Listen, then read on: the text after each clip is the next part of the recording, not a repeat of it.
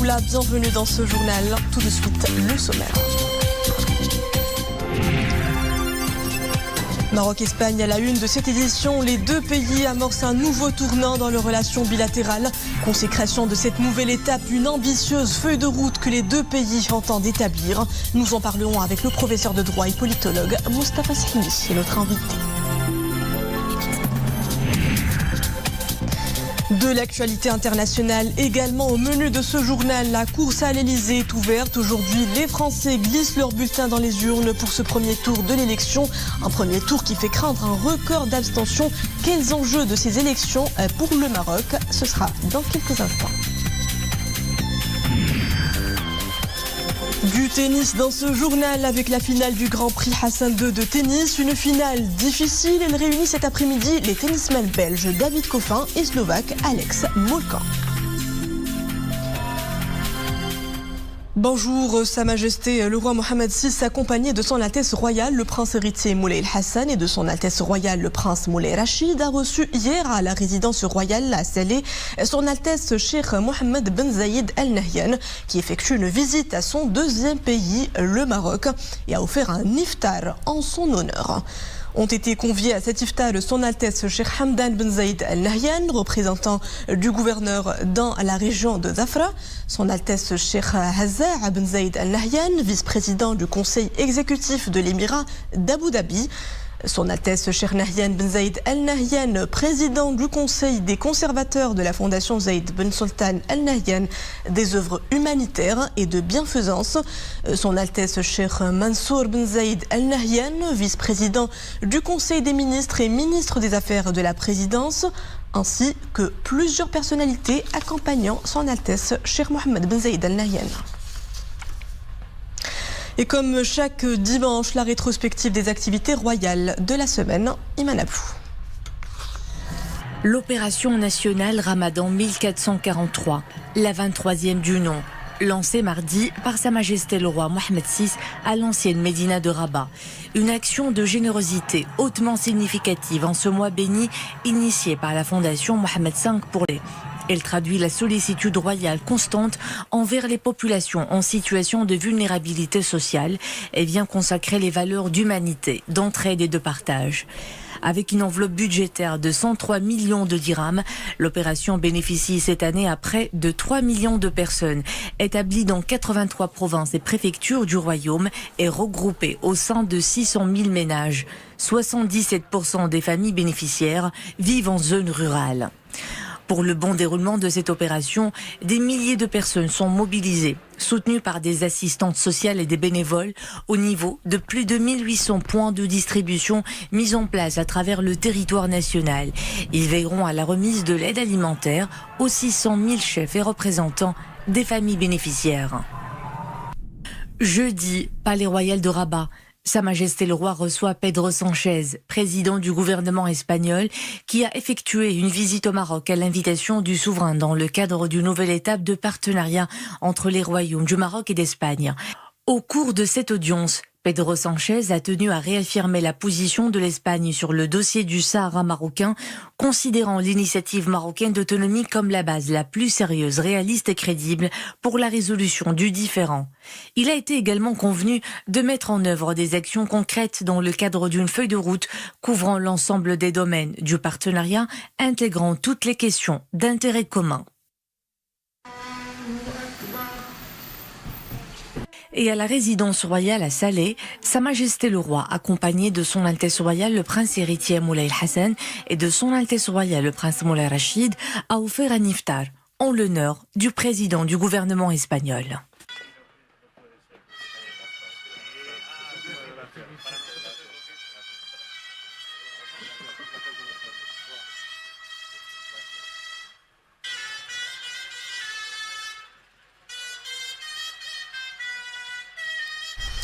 Maroc-Espagne, les deux pays amis et voisins inaugurent un nouveau chapitre dans leurs relations bilatérales. Fruit de cette nouvelle étape, une feuille de route trace une série d'objectifs communs et les préparatifs pour l'opération Marhaba. Retour à Iman Abou pour les développements.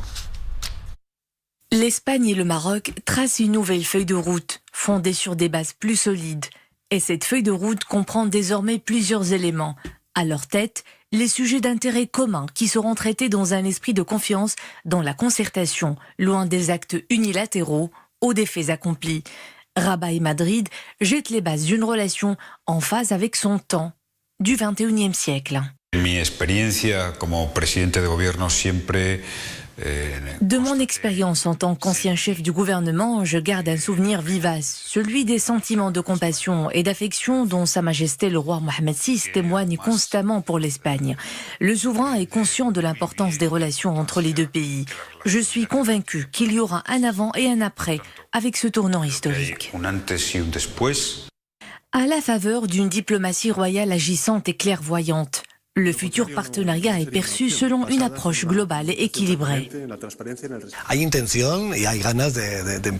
Les priorités de coopération sont aujourd'hui d'ordre économique pour consolider davantage les relations entre les entrepreneurs des deux pays. La gestion des flux migratoires est tout aussi une priorité, tout comme la coopération dans la politique sécuritaire.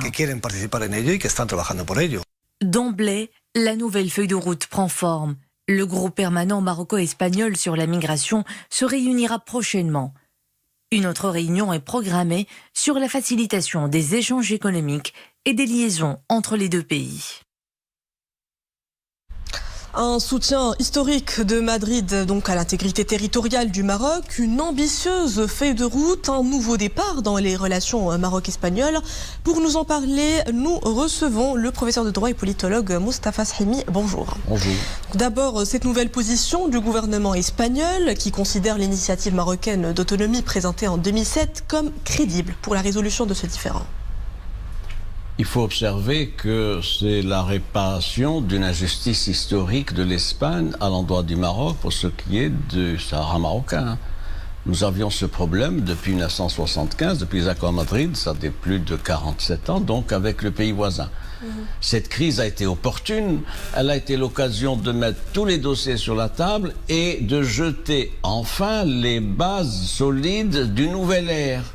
Sur la base de quoi? Sur la base d'un certain nombre d'éléments fondamentaux. Il y a une déclaration conjointe qui est un texte important, c'est-à-dire un cap, une vision, une doctrine d'avenir avec des modalités, des étapes, des mesures immédiates. Vous avez fait référence à l'opération Marhaba et d'autres choses, etc. Et puis l'institutionnalisation d'un cadre de dialogue politique. Ça, c'est un grand acquis aujourd'hui. Et justement, on retient de la déclaration conjointe le rétablissement de la pleine normalisation de la circulation des personnes et des marchandises, la réactivation du groupe de travail sur la délimitation des espaces maritimes dans la façade atlantique, l'opération Marhaba. Quel commentaire en faites-vous? C'est ça qui est intéressant, c'est-à-dire il y a des principes généraux qui ont été consacrés par cette déclaration conjointe et qui répondent aux préoccupations de Sa Majesté le Roi et qui avaient été reprises d'ailleurs ces préoccupations-là par le roi d'Espagne puis par le chef du gouvernement espagnol Pedro Sánchez. C'est des principes qui sont maintenant établis, la confiance, le respect, le dialogue, pas de décision unilatérale et une ferme volonté d'un partenariat exceptionnel à promouvoir entre les deux pays. Donc voilà ce qui est acquis. Il y a du concret aussi.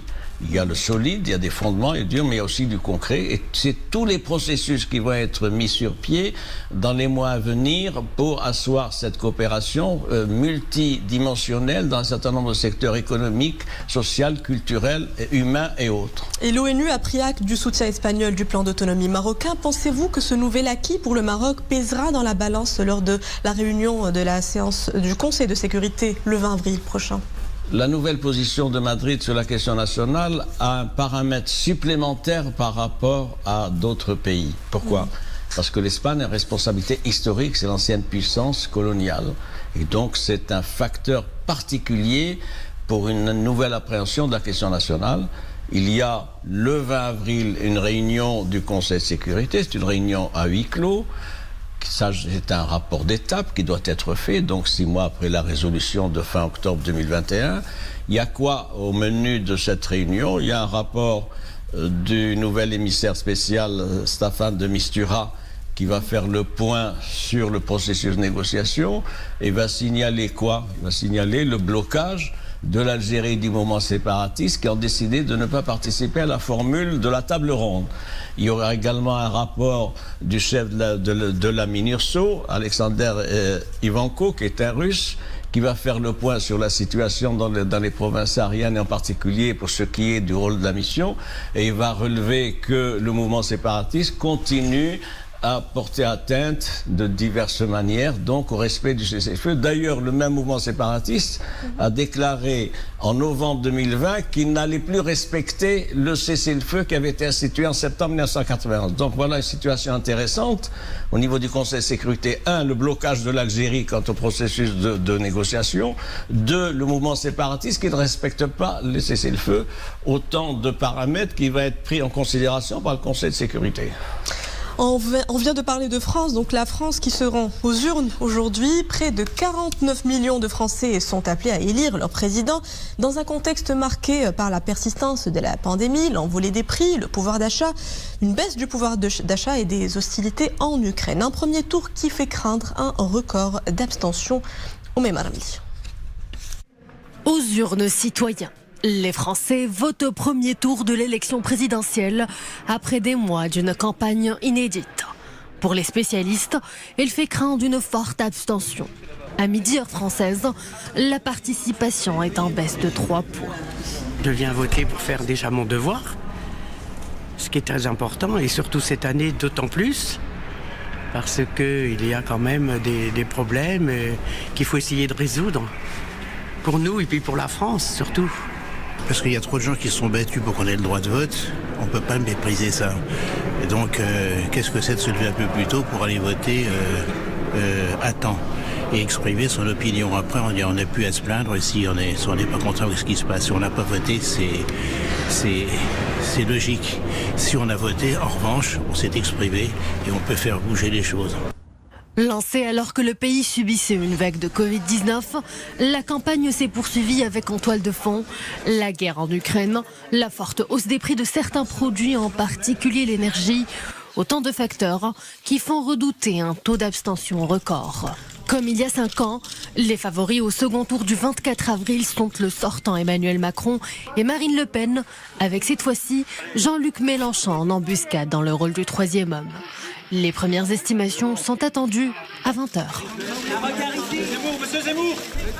Nous venons donc de le suivre. La France élit son nouveau président. Quels enjeux de ce scrutin, en particulier pour le Maroc, professeur ? 1, c'est une affaire franco-française, bien sûr. 2, ça nous intéresse.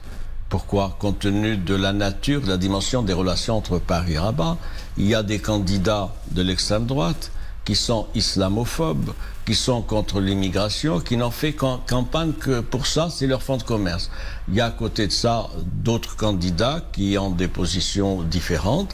Ça nous intéresse parce que c'est ce qui nous préoccupe, c'est la continuation des rapports privilégiés avec Paris, plus encore l'amélioration de ces rapports. Et bien évidemment, on ne peut pas être indifférent aux résultats, pas du premier tour, mais surtout du deuxième tour. Et c'est avec beaucoup d'intérêt, de préoccupation que nous suivons ce scrutin, compte tenu de la diversité et de la densité des rapports entre les deux pays.